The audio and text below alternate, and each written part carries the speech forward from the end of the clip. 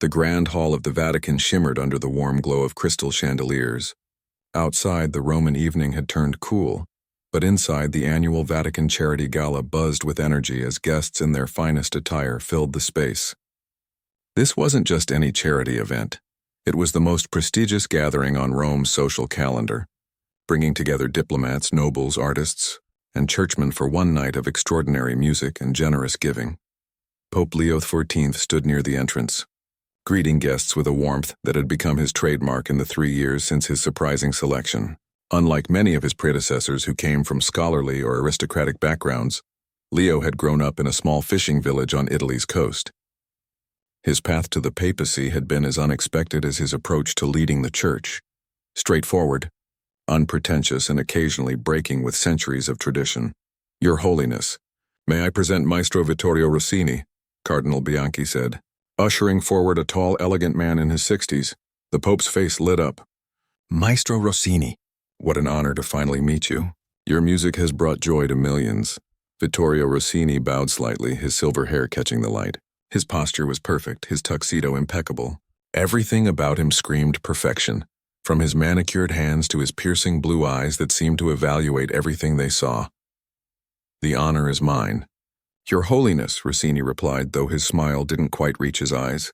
He was arguably the greatest pianist of his generation, known as much for his brilliant performances as for his exacting standards and brutal honesty. Behind Rossini stood 24 men and women in formal black attire, the specially assembled choir that would perform alongside him tonight. They watched the exchange with interest, many of them having worked with Rossini before and knowing his reputation for difficulty. "I've been listening to your recording of Beethoven's Fifth Piano Concerto," Pope Leo said enthusiastically. "Such power and emotion. Though I must admit, I've always had a soft spot for his Moonlight Sonata. Something about that simple melody speaks directly to the heart, don't you think?" A slight twitch appeared at the corner of Rossini's mouth. The choir members exchanged glances.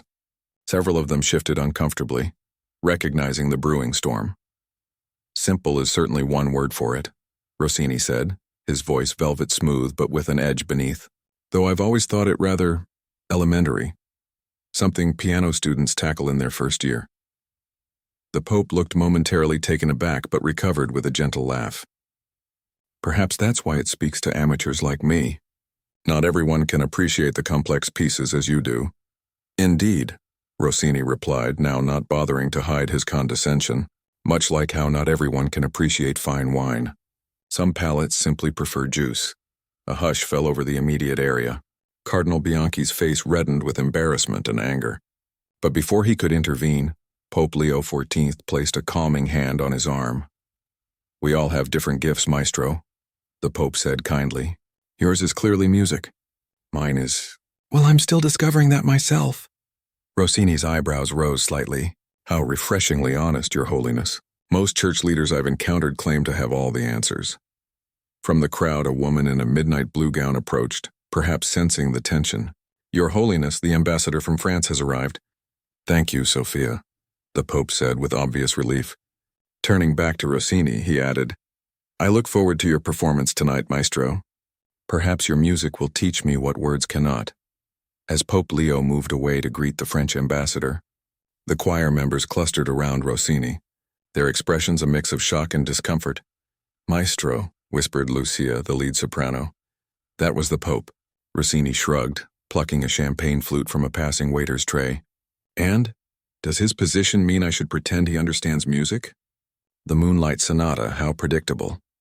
He sipped his champagne with deliberate slowness.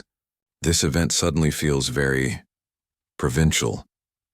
Across the room, Sophia Ricci, the gala's organizer and the Vatican's head of cultural affairs, watched with growing concern. She'd spent months arranging this perfect evening. Convincing Rossini to perform had been a coup, and the special choir had rehearsed for weeks. How she could see it all potentially unraveling before the first note was even played. "Is there a problem?" asked Father Thomas, the Pope's personal secretary and childhood friend. Sophia bit her lip. "Rossini seems unimpressed with His Holiness." Father Thomas followed her gaze to where the pianist now stood surrounded by admirers, holding court like a king rather than a guest.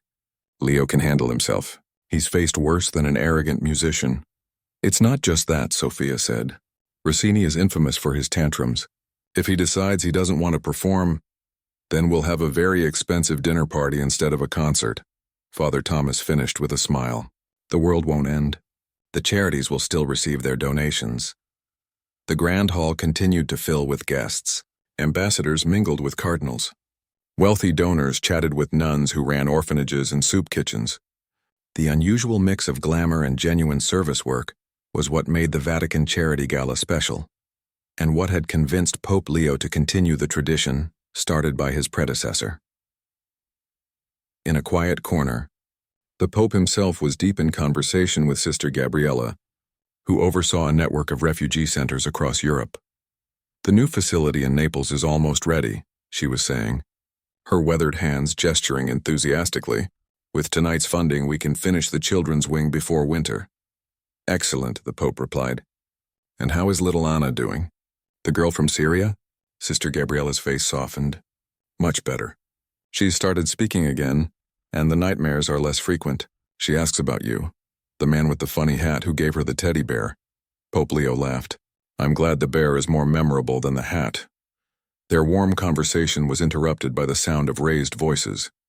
Near the grand piano positioned at the front of the hall, Rossini was inspecting the instrument with growing displeasure. The choir director and several event staff hovered nervously around him.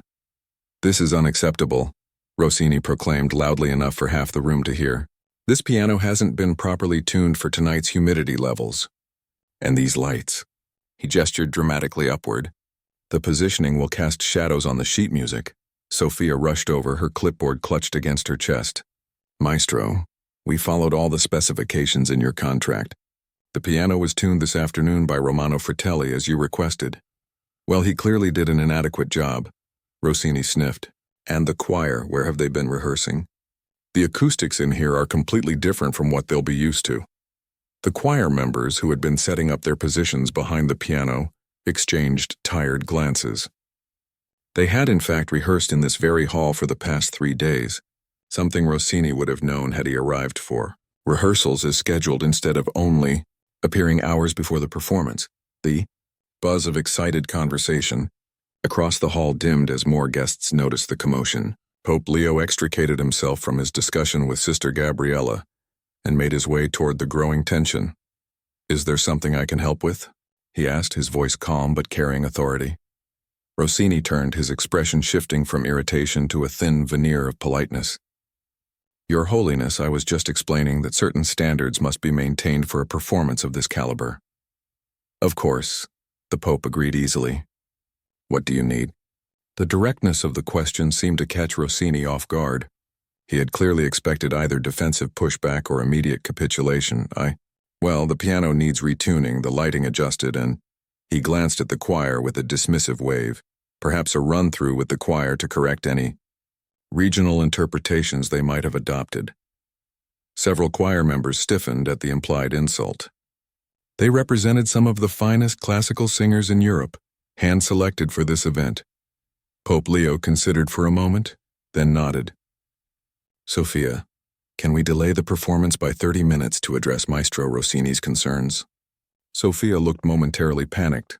The gala schedule was precisely timed, but quickly composed herself. Of course, Your Holiness. I'll rearrange the speeches.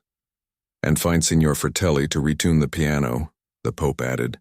Turning to the choir director, he said, Maestro Donati, would you mind working with Maestro Rossini for a brief rehearsal? Paolo Donati, a respected conductor in his own right, gave a tight nod. As you wish, Your Holiness. As the staff scrambled to fulfill Rossini's demands, Cardinal Bianchi approached the Pope. That was very accommodating of you, he said quietly, his tone suggesting he might have handled things differently. Pope Leo shrugged. Music is Rossini's life's work. I respect his desire for perfection. After a pause, he added with the hint of a smile. Besides, I've found that giving people what they ask for sometimes teaches them more than denying them ever could.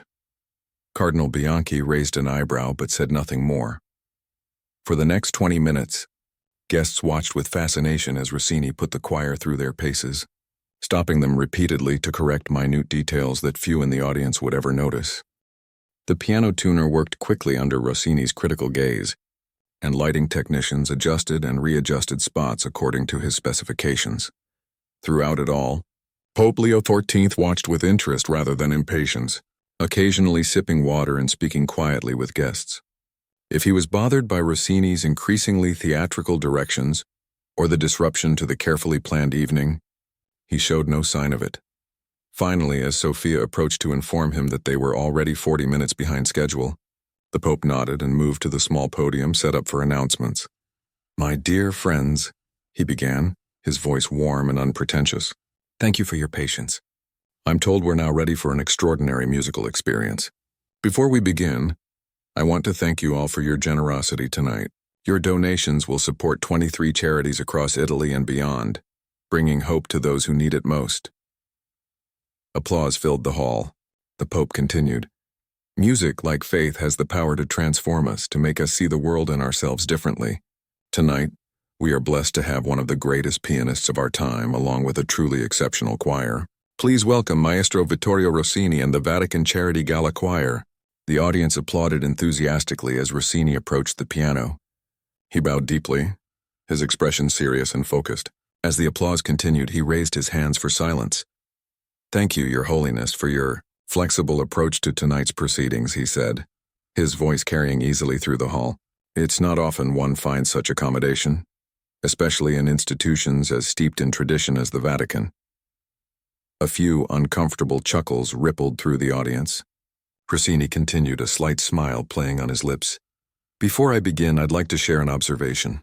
Earlier this evening, His Holiness and I discussed Beethoven's Moonlight Sonata, a piece he described as having a simple melody that speaks directly to the heart." Rossini's gaze fixed on Pope Leo, who sat in the front row, his expression attentive and untroubled. "It struck me as a charmingly naive perspective, the kind of musical understanding one might expect from—" He paused, seemingly searching for the right words, someone whose expertise lies in other areas. A tense silence fell over the hall. Even those guests who hadn't witnessed the earlier exchange could feel the subtle barb in Rossini's words. The choir members positioned behind the piano exchanged alarmed glances. Rossini turned to the piano, adjusting the bench with deliberate precision.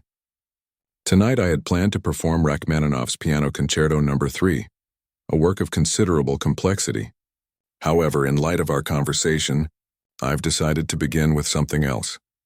His fingers hovered over the keys for a dramatic moment before he began to play, the opening notes of Beethoven's Moonlight Sonata.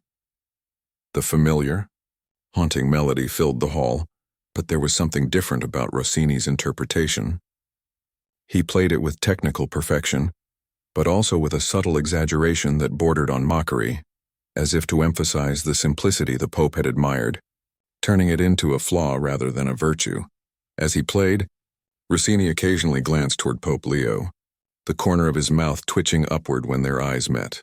The Pope sat perfectly still, his expression unreadable. But those who knew him well could see the slight tightening around his eyes. Not anger, but something more complex. Something that looked almost like sadness mixed with anticipation.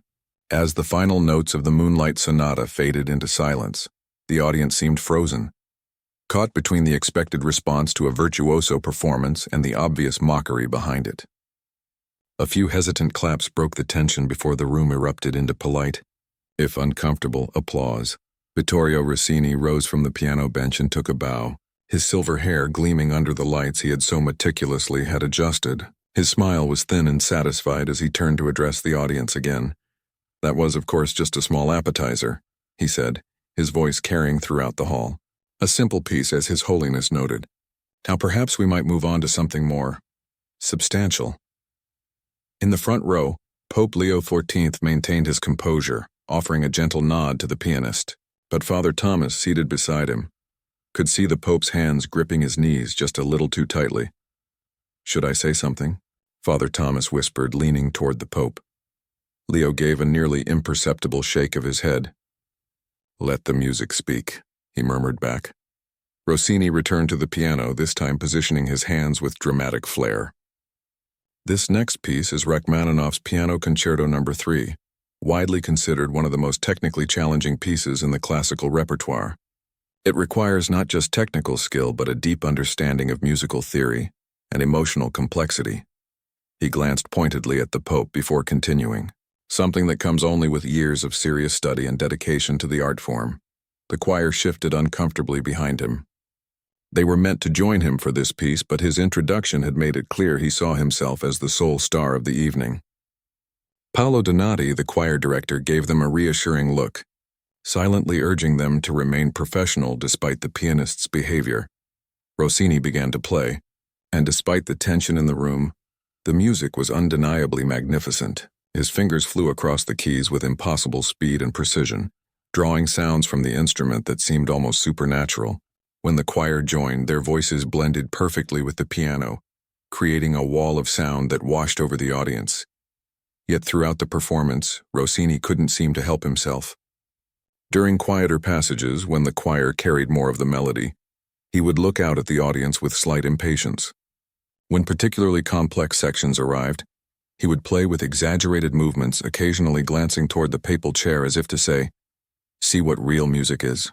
About halfway through the piece, during a brief solo passage, he even added an improvised flourish, a dazzling run of notes not in the original score, then smiled directly at Pope Leo, as if issuing a challenge. In the audience, Sofia Ricci watched with growing horror. The Vatican Charity Gala was being broadcast live on several Catholic networks and was being recorded for the Vatican's official YouTube channel. Rossini's behavior wasn't just uncomfortable for those in the room. It was being witnessed by thousands of viewers around the world. She glanced down at her phone and winced. Social media was already lighting up with comments about the tension and disrespect on display. One Catholic news site had already posted a clip of Rossini's Moonlight Sonata performance with the headline, "Master Pianist Mocks Pope's Musical Taste at Vatican Gala." Cardinal Bianchi leaned over to Sofia. "This is a disaster," he whispered. "Can we cut the broadcast?" "We're live on multiple networks," she whispered back. Cutting now would only make it more obvious that something is wrong. As the performance continued, the audience's reaction became increasingly divided. Some seemed captivated by Rossini's undeniable talent, while others appeared uncomfortable with the undertone of disrespect. A few people were discreetly checking their phones, no doubt seeing the same social media explosion Sofia had noticed. In the third row, American Ambassador Richard Wilson leaned toward his wife. "Is it just me, or is this guy being incredibly rude to the Pope?" "Not just you," she whispered back. "I've seen Rossini perform 3 times before, and he's always had an ego, but this is something else." When the piece finally concluded, the applause was enthusiastic, but tinged with relief. Rossini stood for his bow, gesturing for the choir to stand as well, though his perfunctory wave in their direction made it clear he considered their contribution secondary. "Thank you," he said, as the applause died down. "It's always a pleasure to bring true musical artistry to new audiences." He paused, then added with a smile that didn't reach his eyes, "Even to those who might prefer simpler melodies." A murmur ran through the crowd. The insult was thinly veiled at best. Pope Leo rose from his seat and approached the small podium. For a moment the room held its breath, wondering how he would respond to such public disrespect. "Thank you, Maestro Rossini and our wonderful choir," he said, his voice warm and steady.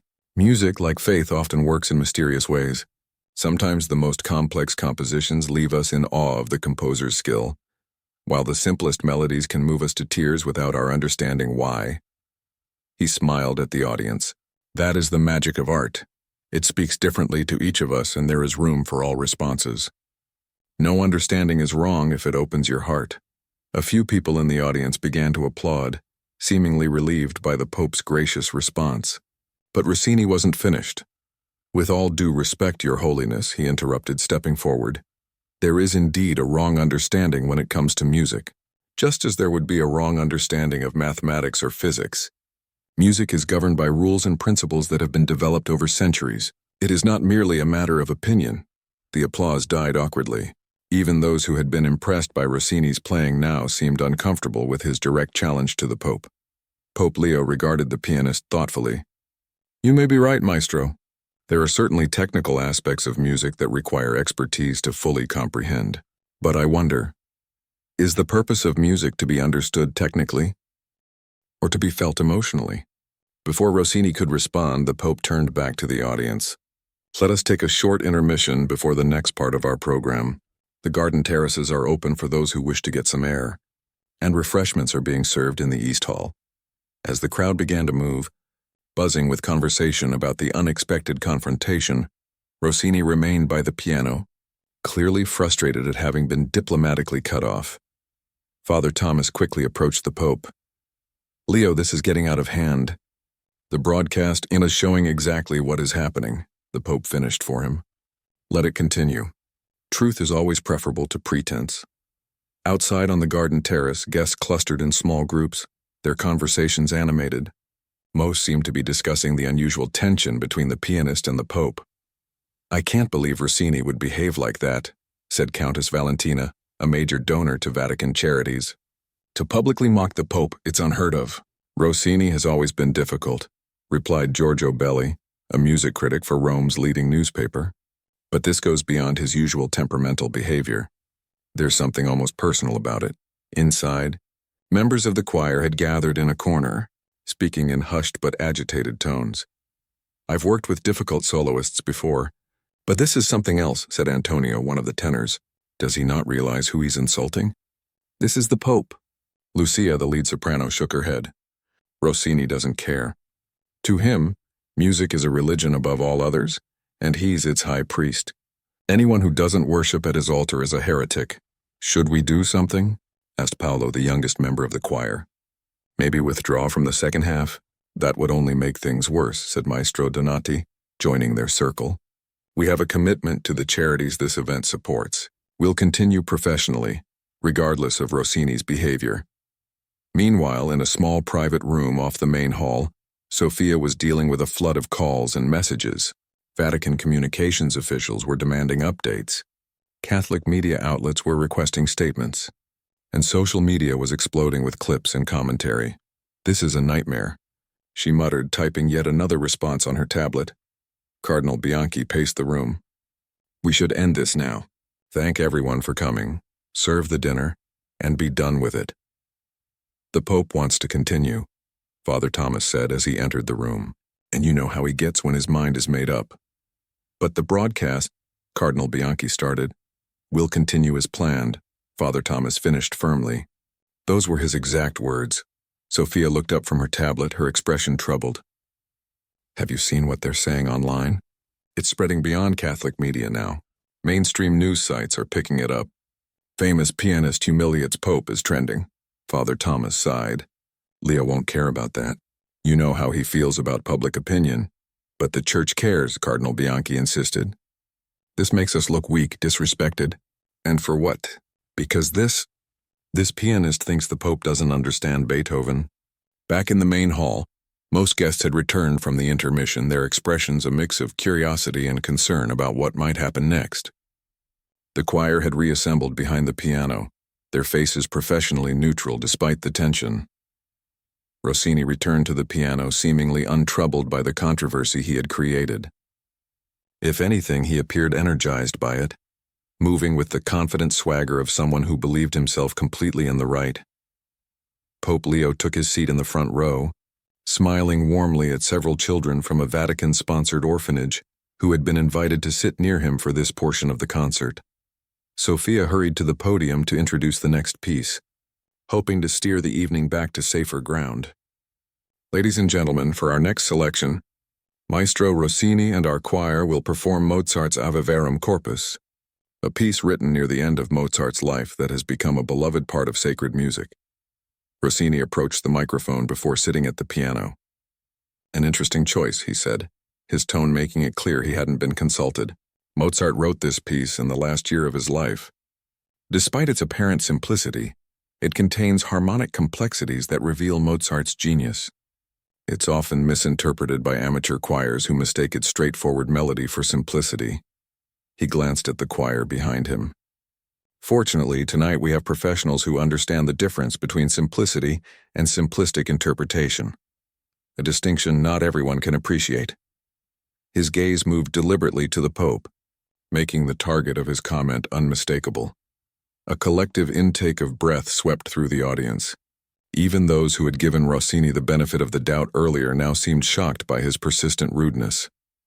One of the young orphans leaned toward Pope Leo. "Why is that man being mean to you?" she whispered loud enough for those nearby to hear. The Pope smiled gently and took her small hand. "He's not being mean, little one. He just loves music very much and wants everyone to understand it the way he does. But you're the Pope," the child insisted with the simple logic of the young. "Doesn't he have to be nice to you?" A ripple of nervous laughter spread through the front rows. Pope Leo's eyes crinkled with genuine amusement. "No one has to be nice to anyone, Chiara. Being kind is always a choice we make, not an obligation." The child seemed to consider this deeply, then nodded. "I choose to be nice to you," she declared, giving his hand a squeeze. "And I to you," he replied, his eyes twinkling. This small, human exchange seemed to shift the atmosphere in the hall. Guests who had been uncomfortable or embarrassed now looked at the Pope with renewed respect. His calm dignity in the face of Rossini's barbs suddenly made the pianist's behavior seem petty rather than powerful. Rossini, perhaps sensing this shift, turned abruptly to the piano and began to play. The choir joined in perfectly, their voices rising in the beautiful, reverent melody that had moved listeners for centuries. Despite his earlier dismissive comments, Rossini played magnificently, his fingers drawing every nuance from the deceptively simple piece. For a few minutes, the music transcended the tension, reminding everyone why they had come. But as the piece concluded and applause filled the hall, Rossini couldn't seem to help himself. He rose, bowed, and then returned to the microphone. "Music, at its highest form, requires both intellectual understanding and emotional connection," he announced. "One without the other creates either cold technique or charming musical ignorance." The words hung in the air, the insult impossible to ignore. Phones appeared in hands throughout the audience, capturing the moment for social media and news sites that would soon be ablaze with the story. By morning, the incident would be headline news around the world. Pope Leo XIV publicly ridiculed by famous pianist. And the question on everyone's lips would be, what would happen next? The morning after the Vatican Charity Gala, Rome awoke to headlines and social media ablaze with news of the confrontation. Video clips of Rossini's thinly veiled insults spread across platforms, each replay adding fuel to the growing controversy. By noon, the story had gone global, with news outlets from New York to Tokyo reporting on what many were calling an unprecedented show of disrespect toward a pope. Inside the Vatican, an unusual quiet had fallen over the normally bustling apostolic palace. Pope Leo XIV's schedule for the day had been cleared, with a brief statement citing personal reflection time as the reason for the cancellation of 3 public appearances. Father Thomas stood in the doorway of the papal library, watching his old friend with concern. Pope Leo sat at an ancient oak desk, surrounded by stacks of books and musical scores, his reading glasses perched on the end of his nose.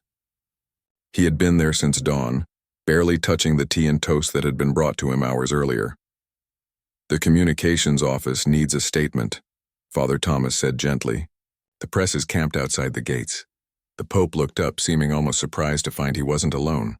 "What would you have me say, Thomas?" "The truth would be nice," Father Thomas replied, stepping into the room. "That Rossini behaved abominably, that his comments were disrespectful and inappropriate, and that he owes you and the entire Catholic Church an apology." A small smile touched the Pope's lips. "And would that be the Christian response? To demand apologies and public shaming?" Father Thomas sighed, pulling up a chair across from his friend. "Leo, I've known you since we were boys skipping stones on the beach. I understand your desire to turn the other cheek. But this isn't just about you, it's about the office you hold.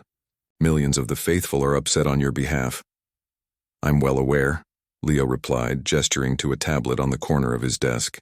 "Sophia has been sending me updates.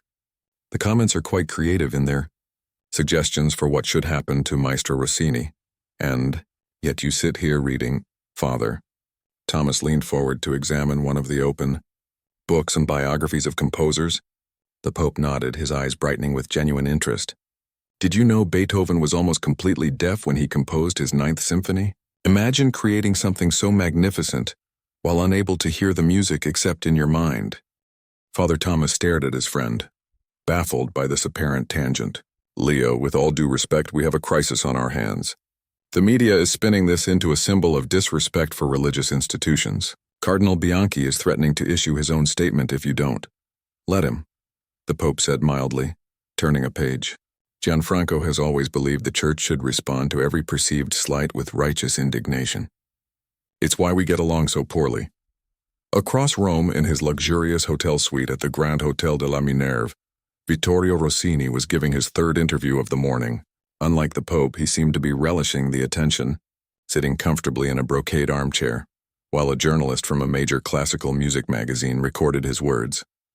"I stand by everything I said," Rossini declared, sipping espresso from a delicate cup.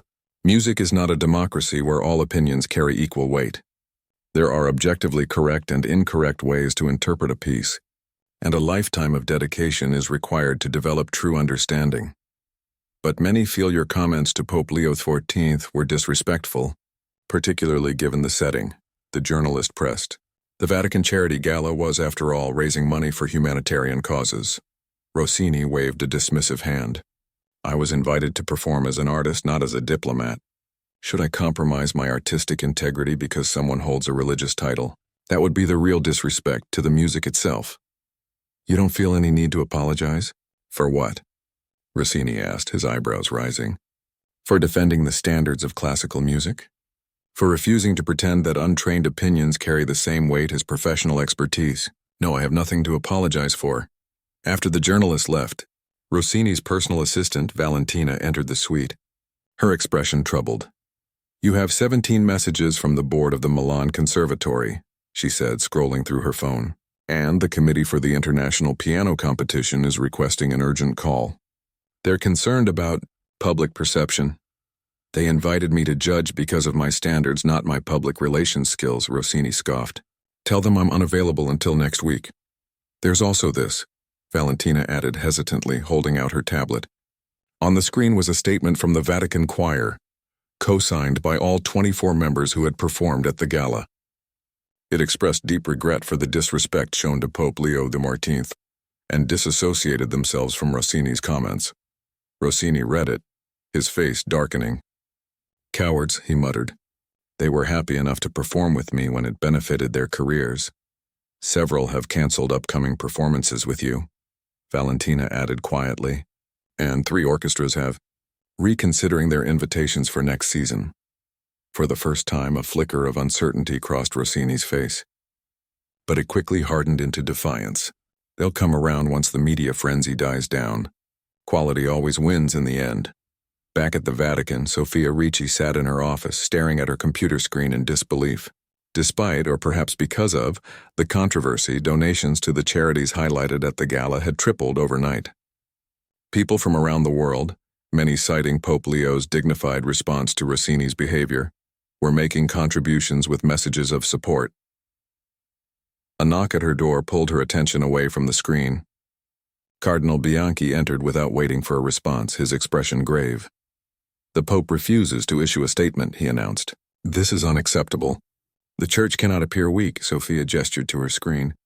"With respect, Your Eminence, the public seems to be responding positively to His Holiness's restraint. Donations are pouring in. Money is not the issue," Cardinal Bianchi said dismissively. "It's about respect for the institution. That pianist made a mockery of the Holy Father on a global stage. There must be consequences." "Perhaps that's not for us to decide," Sophia suggested carefully. "His Holiness may have reasons for his approach that we don't understand yet." Cardinal Bianchi's eyes narrowed. "You've always been too loyal to him personally, Sophia. Remember, popes come and go, but the Church remains. Sometimes the office must be protected, even from its current occupants' unconventional methods." After he left, Sophia sat back in her chair, troubled by the Cardinal's words. She had worked for Pope Leo since his election 3 years ago, and had come to deeply respect his thoughtful, often surprising approach to challenges. But she also understood the Vatican politics at play. Leo's election had been unexpected, and traditionalists like Cardinal Bianchi had never fully accepted his less formal style of leadership. Her phone buzzed with a message from Father Thomas. "He's gone to the chapel alone." Sophia understood the significance immediately. When Pope Leo needed to make important decisions, He often retreated to a small ancient chapel in a rarely visited corner of the Vatican. It was where he had gone before announcing several of his most controversial reforms. In that very chapel, Pope Leo knelt in prayer, the late afternoon sun filtering through stained glass windows and casting colored light across the stone floor. Unlike the grandeur of St. Peter's Basilica, this space was simple, intimate, a place where a man could speak to God without the weight of ceremony. He had been there for over an hour, sometimes praying, sometimes sitting in silence, and occasionally doing something that would have surprised many, humming quietly to himself, fragments of melodies from the previous night's concert and from much further back in his memory. When he finally rose, his knees stiff from the hard stone, he took out his phone, a habit that had scandalized some traditionalists when he began his papacy, and sent a message to Father Thomas. "I've made my decision. Gather Sophia, Cardinal Bianchi, and the choir director in my study at 8 p.m. That evening, as darkness fell over Rome, the four gathered in the Pope's private study. Cardinal Bianchi arrived last, his expression making it clear he expected to finally hear an appropriately forceful response to the insult. "Thank you all for coming," Pope Leo began, standing behind his desk rather than sitting. "I've spent the day in thought and prayer about how to address what happened last night." "It's about time," Cardinal Bianchi muttered. The Pope smiled, seemingly untroubled by the interruption. "I've decided to invite Maestro Rossini and the entire choir to a private audience here at the Vatican, 1 week from today." A stunned silence fell over the room. "Invite him back?" Cardinal Bianchi finally sputtered, after how he behaved. "Impossible." "I agree with the Cardinal," Maestro Donati said, speaking for the first time. "The choir is deeply upset by what happened. Several members have told me they would refuse to perform with Rossini again under any circumstances. I'm not asking them to perform," the Pope clarified, "just to attend. And I would like the invitation to come directly from me, not through official channels." Sophia studied the Pope's face, trying to understand his strategy. "May I ask why, Your Holiness?" "Because I believe there is more to learn from this situation," he replied simply. "For all of us. The world will see it as weakness," Cardinal Bianchi insisted, "as if you're rewarding his disrespect with special attention." "Perhaps," the Pope acknowledged. "Or perhaps they will see it as something else entirely. We won't know until it happens." "And if he refuses?" Father Thomas asked practically. A hint of mischief appeared in Pope Leo's eyes. "Oh, I don't think he will. Curiosity, if nothing else, will bring him here. Maestro Rossini strikes me as a man who rarely declines center stage." In the days that followed, Pope Leo returned to his regular schedule of appearances and meetings, refusing to address the controversy in public despite repeated questions from the press. The Vatican's official statement, much to Cardinal Bianchi's frustration, was brief and non-committal. His Holiness thanks the public for their concern and continued support of the charities highlighted at the recent gala. Meanwhile, the classical music world was dividing into camps. Many prominent musicians and critics publicly condemned Rossini's behavior, while others defended his right to uphold musical standards regardless of the setting. Several orchestras did indeed cancel his upcoming appearances, citing scheduling conflicts that fooled no one. Rossini himself continued giving interviews, though with diminishing returns as the media began to tire of his unrepentant stance. By the fourth day after the gala, he found himself irritably pacing his hotel suite, declining calls from his agent and checking news sites to find that the story was already beginning to fade from the headlines. It was in this state of restless frustration that he received an unexpected visitor, a young priest who delivered a handwritten note directly from Pope Leo XIV, inviting him to a private audience. Rossini read the note twice, his eyebrows rising higher each time. "He wants to meet with me? Privately? And the choir as well," the priest confirmed. "His Holiness specifically requested your presence." "To what end?" Rossini demanded. "A public apology? Some kind of reconciliation photo opportunity?" The priest shook his head. "His Holiness didn't share his intentions with me. I'm simply the messenger." After the priest left, Rossini called his assistant. "Valentina, cancel my flight to Vienna tomorrow. It seems the Pope wants another meeting." "Are you sure that's wise?" she asked cautiously. "The media has finally started to move on." Which is precisely why this is interesting, Rossini replied, a calculating gleam in his eye. Whatever he's planning, it will put me back in the spotlight. And this time I'll be prepared. What Rossini didn't know was that across Rome, 24 members of the choir were receiving similar invitations, delivered by various Vatican staff members. Their reactions ranged from surprise to suspicion to curiosity. Lucia, the lead soprano, called Maestro Donati immediately after receiving hers. What's he planning? Will we be expected to perform? I won't stand on the same stage as Rossini again. It's not a performance, Donati assured her, though his own uncertainty was evident in his voice. The Pope was very clear about that. He just wants us all there for something. That's not exactly reassuring, Lucia replied. The man insulted the Pope to his face on camera, and now we're all invited for tea? It doesn't make sense. Very little about Pope Leo XIII has ever made immediate sense, Donati said with a sigh. But I've learned to trust that his unusual methods often lead to unexpected wisdom. As news of the invitation leaked to the press, speculation ran wild. Was the Pope planning a public forgiveness ceremony? A musical education event? A stern private rebuke? Or something else entirely that no one had anticipated? Only Pope Leo himself knew for certain. And as he reviewed the final preparations for the meeting in his private chapel that evening, his expression gave nothing away, except perhaps to the most observant, who might have noticed the slight smile that appeared when he opened an old, worn folder of sheet music and ran his fingers gently over the notes on the page. A week after the Vatican Charity Gala, a strange collection of vehicles pulled up to a side entrance of the Vatican, not typically used for visitors. The choir members arrived first, clustering in nervous groups as they showed their invitations to the Swiss guards. Many had debated whether to come at all, but curiosity had ultimately won out over their lingering anger toward Rossini. Have you heard anything about what to expect? Paolo, the young tenor, asked Lucia as they walked through the ancient corridors. She shook her head. Nothing. Maestro Donati is as much in the dark as the rest of us. I still can't believe he invited Rossini back after what happened, said Antonio, another choir member. The man practically mocked the Pope to his face. Maybe that's why we're here, Lucia suggested. Perhaps the Pope wants witnesses for whatever he plans to say to him. They fell silent as they were led into a part of the Vatican few visitors ever saw. Instead of the grand, art-filled public spaces, these corridors were simpler, lined with wooden paneling and practical furnishings, the working areas of the church's administration rather than its ceremonial showcase. Finally, they were shown into a large circular room that none of them had seen before. Unlike the ornate audience chambers where the Pope typically received visitors, this space felt almost intimate despite its size. The walls were lined with bookshelves, and large windows overlooked a private garden now shadowed in early evening light. Most surprisingly, the furniture had been arranged in a circle of comfortable chairs, with no clear focal point or hierarchy, no throne or special seat that would mark the Pope's position as separate or elevated above the others. This is unexpected, Maestro Donati murmured as they entered.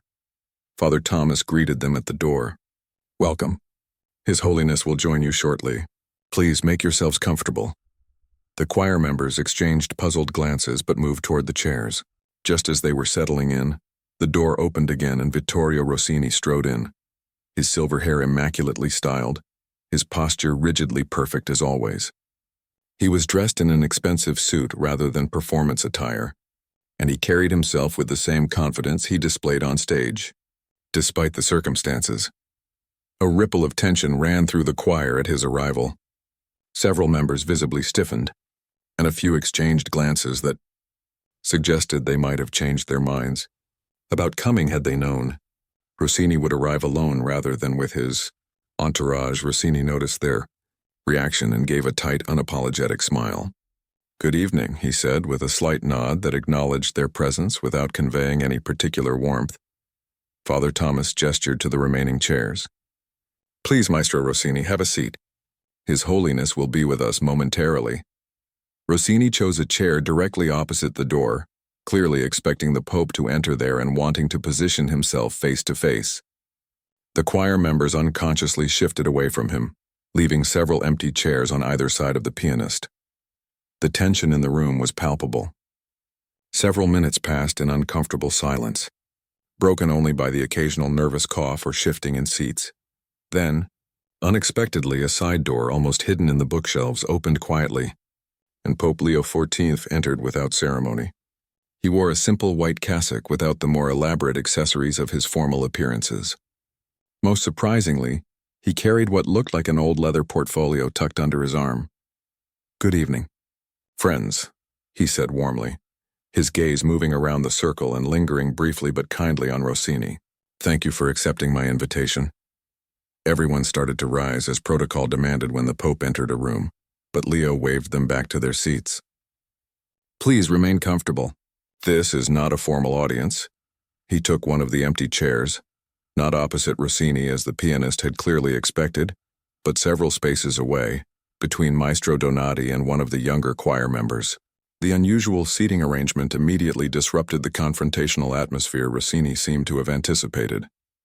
"I imagine you're all wondering why I've asked you here," Pope Leo began, setting the leather portfolio on a small table beside his chair. "It's not to revisit the events of last week's gala, nor to demand apologies or offer reproach." Rossini, who had prepared several eloquent defenses of his behavior, looked momentarily thrown by this opening. The choir members exchanged confused glances. "Instead," the Pope continued, "I wanted to share something personal with you, something few people know about me, and then perhaps we might have a different kind of conversation about music." He opened the portfolio and removed what appeared to be old, slightly yellowed sheet music. "Before I entered the seminary at 23, I had a different path in life, one that few people in the church are aware of, as I've never felt it particularly relevant to my calling." Rossini leaned forward slightly. His professional interest piqued despite himself. "Maestro Rossini," Pope Leo said directly, "when you and I spoke briefly about Beethoven's Moonlight Sonata at the gala, you were correct in assessing my comment as that of an amateur, at least as far as you knew." The Pope smiled, a hint of mischief in his eyes. "What you couldn't have known is that before I felt called to the priesthood, I studied at the Naples Conservatory of Music for 4 years. A murmur of surprise ran through the room. Rossini's eyebrows shot up. "I was not exceptional," Leo continued modestly, "but I was dedicated. My primary instrument was piano, though I also studied composition." He held up the yellowed sheet music. "This is one of my compositions from my final year there. It was performed once at a student recital under a pseudonym." The Pope glanced around the circle, taking in the surprised expressions. "You see, even then I felt pulled between two worlds, music and faith.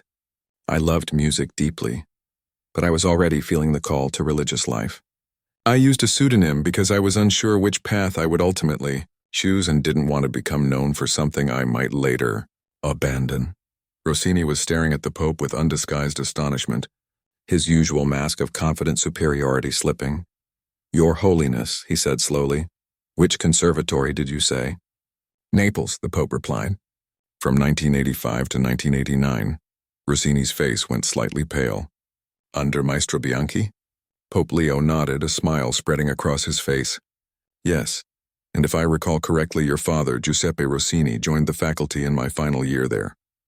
A brilliant pianist and a demanding teacher." The choir members watched this exchange with fascination, heads swiveling between the two men as if at a tennis match. "My father never mentioned," Rossini began, then stopped, recalculating. "But of course you used a pseudonym." "Lorenzo Marino," the Pope confirmed. "A rather unimaginative combination of my middle name and my mother's maiden name." Recognition dawned in Rossini's eyes. "Lorenzo Marino?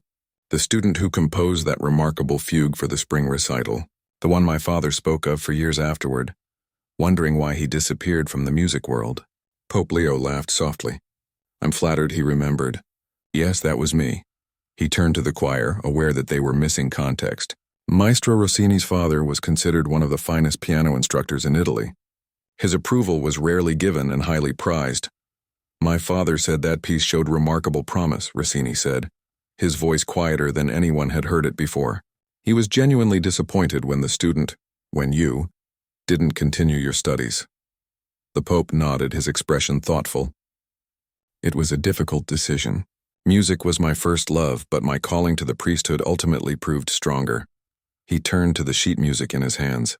"I've kept composing, though, privately. Music has remained my most personal form of prayer, a conversation with God that needs no words. The room had fallen completely silent, the earlier tension replaced by a sense of wonder. Even the choir members who had been most angered by Rossini's behavior were now leaning forward, captivated by this unexpected revelation. Pope Leo glanced around the circle. I had a small piano moved into this room earlier today. With your permission, I'd like to play something for you.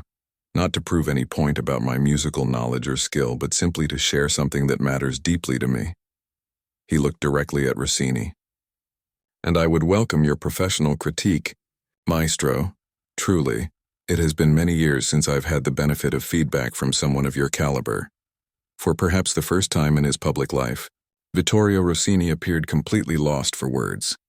The famous pianist who always had a ready opinion or cutting remark simply sat there, blinking in astonishment. Finally, he managed, I would be honored, Your Holiness. Pope Leo rose and moved to a corner of the room where a piano had indeed been positioned. Not a grand concert piano, but a quality upright that suited the intimate setting. He sat down, adjusted the bench with the practiced movements of someone familiar with the instrument, and placed the sheet music on the stand. This is something I composed last year, he explained, his hands hovering over the keys. I call it Conversations with Silence. And then he began to play.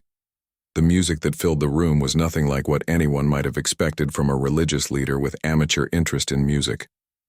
It was complex, nuanced, with unexpected harmonies and a depth of emotion that caught everyone off guard.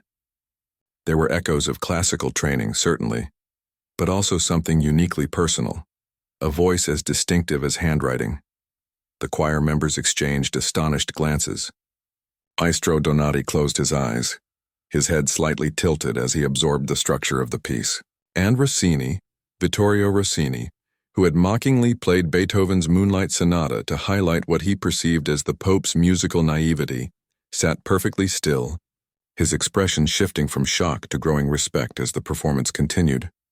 The piece lasted perhaps 7 minutes, moving through contemplative passages to more complex, almost questioning sections, before resolving into a peaceful but somehow open-ended conclusion, like a conversation paused rather than finished. When the final notes faded, Pope Leo sat quietly for a moment before turning back to the group. The room remained silent, everyone processing what they had just witnessed. It was Rossini who finally broke the silence.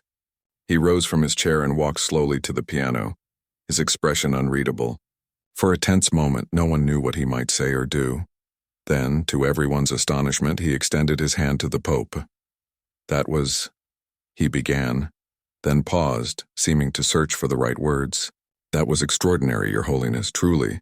The counterpoint in the middle section especially. It reminded me somewhat of Bach, but with a modern sensibility that was entirely your own.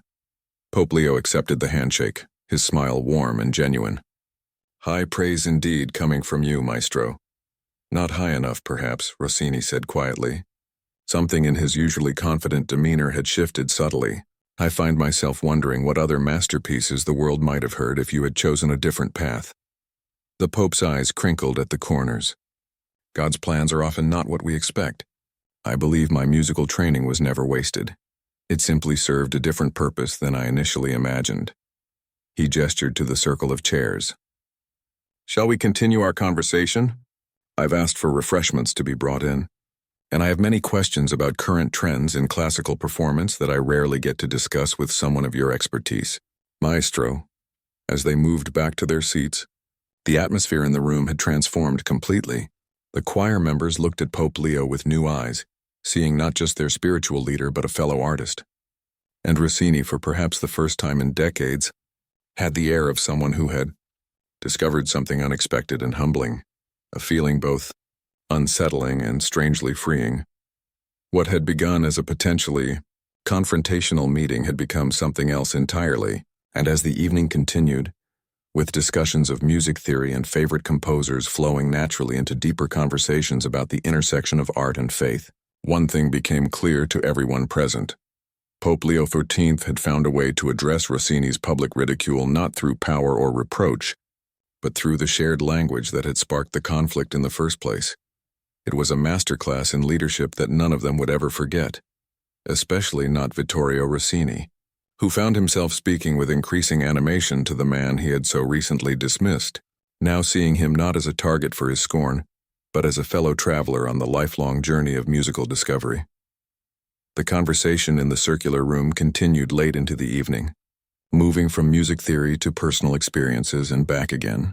The choir members, initially tense and uncertain, gradually relaxed as they witnessed the remarkable transformation unfolding before them. Vittorio Rossini, the proud, often cutting maestro who had publicly mocked the Pope, was engaged in an animated discussion about Bach's counterpoint techniques with that very same Pope, who, as it turned out, had informed opinions of his own. But surely you must agree that modern interpretations often rush the tempos, Rossini was saying, gesturing with his hands as he always did when deeply invested in a musical discussion. The Goldberg variations should breathe. Glenn Gould's 1981 recording understood this better than most contemporary pianists. Pope Leo nodded thoughtfully. There's truth in that, though I sometimes wonder if Bach himself might be surprised by how seriously we debate the correct way to play his works. From what history tells us of his character, he was remarkably practical. Practical but precise, Rossini countered, though without the sharp edge that usually accompanied his corrections. His manuscript notations show a composer who knew exactly what he wanted. As they talked, refreshments had been served, simple Italian pastries and coffee for most, though Rossini had been quietly delighted to discover that someone had thought to provide his preferred rare tea. It was a small courtesy that didn't escape his notice. Near midnight, as the conversation began to naturally wind down, Pope Leo rose from his chair. It's growing late, and I've kept you all too long, he said with genuine warmth. But before we conclude our evening, I'd like to make a rather unusual request. The room fell quiet, everyone curious about what this unpredictable Pope might propose next. Maestro Rossini, Leo continued, turning to the pianist, would you be willing to join me in playing something together? A duet, perhaps? Rossini looked momentarily stunned by the suggestion. A duet with your holiness? Nothing elaborate, the Pope assured him with a smile. Perhaps the Schubert Fantasy in F minor? It was always a favorite of mine during my conservatory days. The choir members exchanged glances, recognizing the piece, a beautiful but notoriously challenging duet for four hands on a single piano. For a moment, Rossini seemed torn between his instinctive desire to perform and his uncertainty about this unexpected situation. Then, with a slight inclination of his head, he stood. It would be my honor, he said, the formality in his voice not quite hiding his genuine curiosity. Though I should warn you, I haven't played that piece in some time. Nor have I, Pope Leo admitted with a small laugh. We shall have to forgive each other's mistakes. Together, they moved to the piano, an instrument designed for a single player, meaning they would need to sit close together, their elbows occasionally touching, to reach all the necessary keys. It was an arrangement that required both physical and musical coordination, a literal harmony of movement and timing.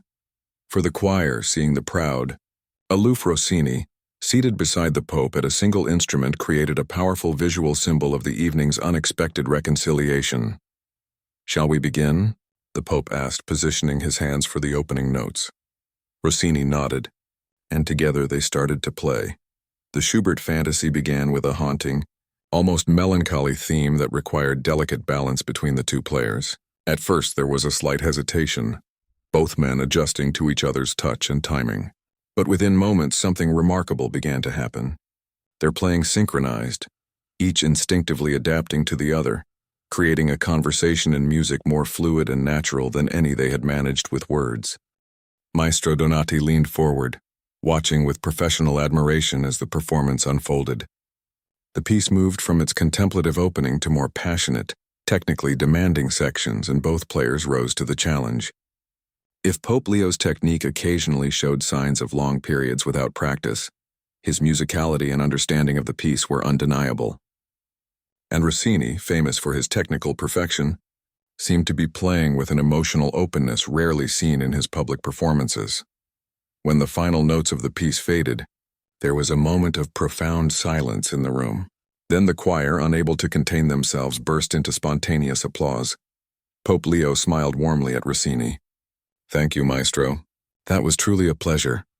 Rossini, for perhaps the first time in the entire evening, looked genuinely moved. The pleasure was mine, Your Holiness. You play with great heart. Coming from Rossini, known for valuing technical precision above emotional expression, this was no small compliment. The Pope's eyes twinkled. High praise indeed. After a moment of charged silence between them, Pope Leo turned to address the entire group. My friends, it grows late and I've kept you from your rest long enough. But before you go, I'd like to share one final thought. He moved back to the circle, standing now rather than sitting. Music has always been, for me, one of God's greatest gifts to humanity. A universal language that can express what words cannot. In my life, I've been blessed to experience it both as a performer and as a listener, as a student and occasionally as a teacher. His gaze moved thoughtfully around the circle, lingering briefly on each face. What I've learned is that music, like faith, is not diminished by being shared. My appreciation for a piece doesn't reduce yours. My interpretation doesn't invalidate yours.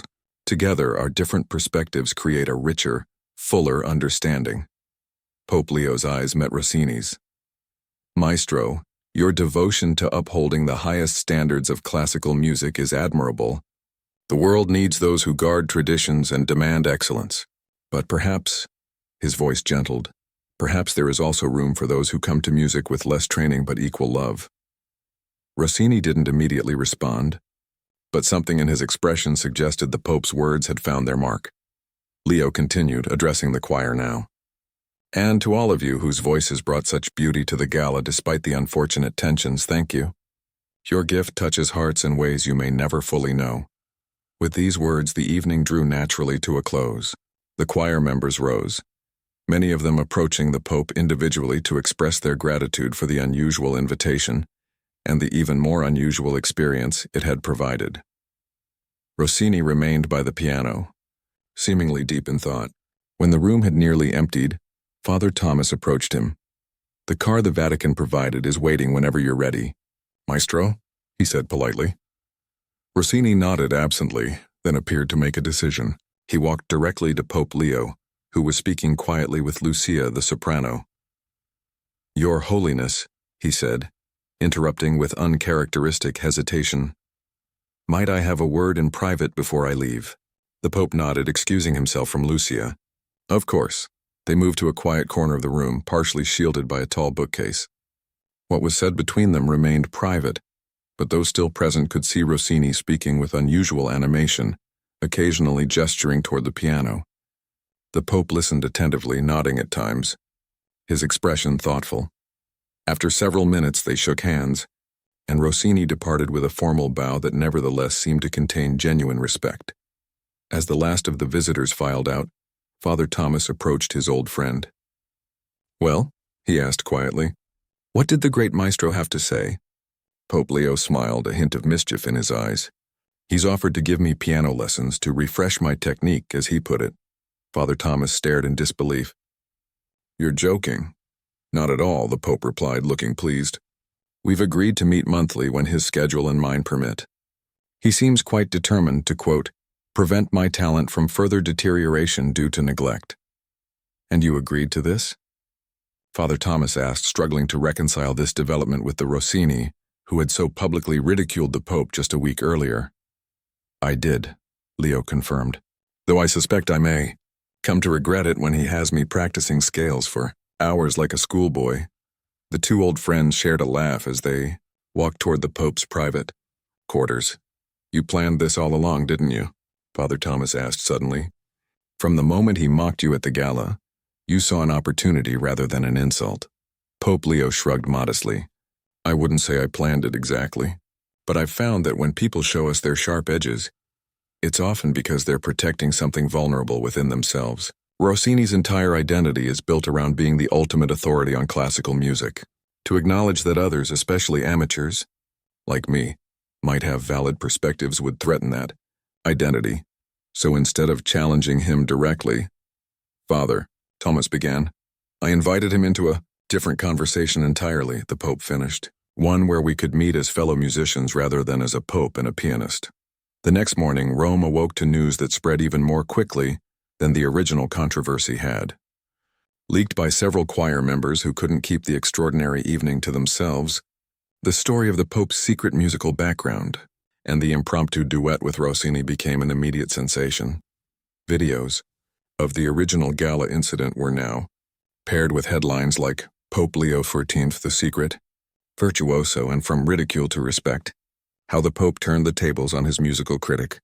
By noon, clips from Rossini's previous interviews where he had defended his criticism of the Pope were being contrasted with a brief statement the pianist issued through his publicist. My recent experience with His Holiness Pope Leo XIV has been enlightening. I discovered not only a man of surprising musical talent and training, but one whose approach to disagreement offers a lesson to us all. I look forward to our continued musical conversations. The Vatican, for its part, issued no official statement, though Sofia Ricci was seen smiling broadly as she fielded calls from reporters. Cardinal Bianchi, initially furious about the undignified musical performance, fell silent when donations to the Vatican's charitable causes tripled again in response to the heartwarming story. 2 weeks later, at a major international concert in Rome's Santa Cecilia Hall, Rossini did something he had never done before. Before his performance began, he addressed the audience directly.